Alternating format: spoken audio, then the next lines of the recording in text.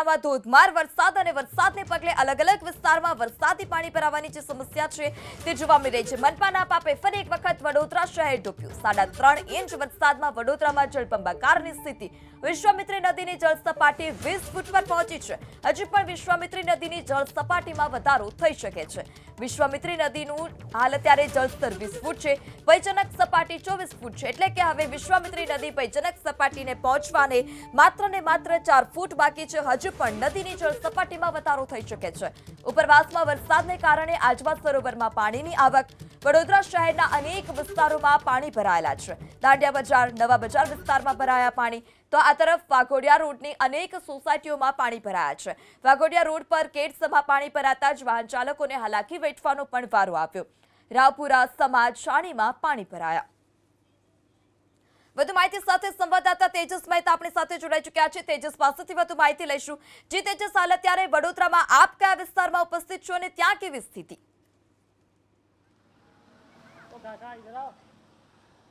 પૃથા, અત્યારે અમે સમા વિસ્તારમાં છીએ, ત્યાં ઠેર ઠેર પાણી ભરાયા હોવાની પરિસ્થિતિ હાલ સામે આવી છે।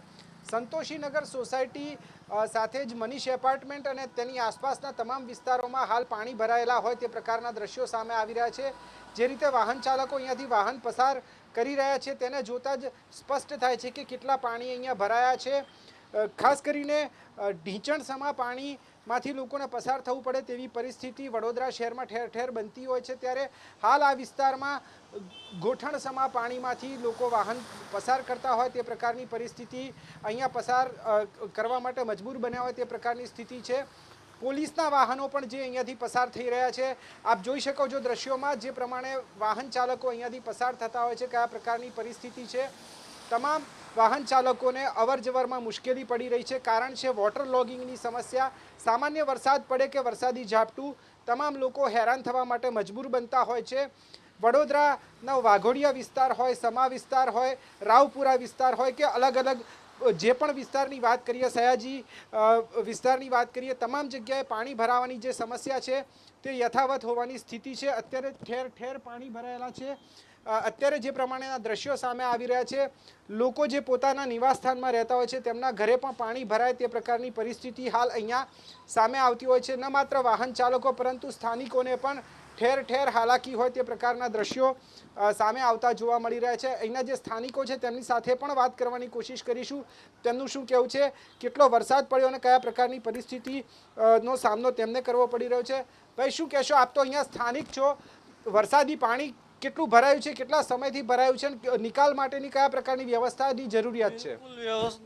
નીકળવામાં પાણીના નિકાલ માટે બિલકુલ વ્યવસ્થા કોઈ ગવર્મેન્ટે કરી નથી। વર્ષમાં 4 થી 5 વખત આવી રીતના 2-4 ઇંચ વરસાદ પડે તો આટલું પાણી ભરાઈ જાય। 10 કે 12 ઇંચ વરસાદ પડે ને તો આ બધા એક એક માળ અંદર પાણીમાં જતા રહે। ગવર્મેન્ટ છે કોઈ ધ્યાન દેતી નથી। અમારા ઘરમાં પાણી લગભગ 3 કે 4 વખત પાણી અંદર ઘૂસી ગયા છે અને સાફ બધું કરવું પડે છે। બેન, તમે શું કહેશો? ગૃહિણીઓને કેટલી તકલીફ, ખાસ કરીને આટલો વરસાદ પડે ત્યારે? બહુ જ તકલીફ થાય છે। કિચનમાં આમાં તેમાં અમારે રોજ ક્લીન કરવું પડે છે। બહુ જ તકલીફ થાય છે। શું કરે છે, રોડ બનાવે ને ત્યારે ડામર કાઢે નહીં, ડામરની ઉપર ડામર લગાવે એટલે ધીમે ધીમે રોડ ઊંચો આવતો જાય। એટલે અત્યારે આ ઘર અને રોડનું લેવલ એક થઈ ગયું। નહીં તો એ લોકોએ ડામર કાઢીને પછી ડામર નવો રોડ બનાવવો જોઈએ। આ લોકો કોઈ વસ્તુ ધ્યાન દેતા નથી। એમને તો ખાલી કોન્ટ્રાક્ટ લઈ અને પૈસા ખાઈ જવામાં રસ પડ્યો જ બધાને।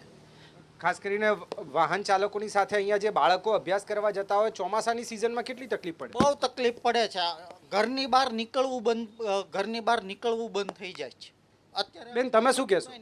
હું એ જ કહું છું, જે એમણે કીધું એ જ, કે ઘરમાં બી અમને બહુ તકલીફ થાય છે। કાંઈ વસ્તુ લેવા જવી આતે અમે જઈ નથી શકતા ક્યાંય ઘરની બહાર। અમે વચ્ચે અમારે 4-5 દિવસ આજે હતું અહીંયા પાણી ભરાણ હતા, અમે ઘરની બહાર ક્યાંય નહોતા જઈ શકતા। જે ઘરમાં હોય એ જ ચલાવીને, અને નીચેનું ઘર છે એટલે બધું નીચે ઘરમાં એટલું પાણી આવ્યું હતું કે અમને બધી વસ્તુ ઉપર ચડાવવી પડી। બહુ તકલીફ થઈ હતી અમારે। વડીલ, આસપાસમાં કેટલા રહેણાંક મકાનો છે જેમને આ બધી હાલાકી ભોગવવી પડે છે? આખી સોસાયટી 100 બ્લોકની સોસાયટી છે। આ સામેની ને આખી સંતોષીનગર સોસાયટી છે, ટોટલ 99 કે 100 બ્લોક છે। અને પ્લસ આ બધા સામે બધા એપાર્ટમેન્ટ છે, આની પાછળ બી બધા આગળ બી એપાર્ટમેન્ટ છે।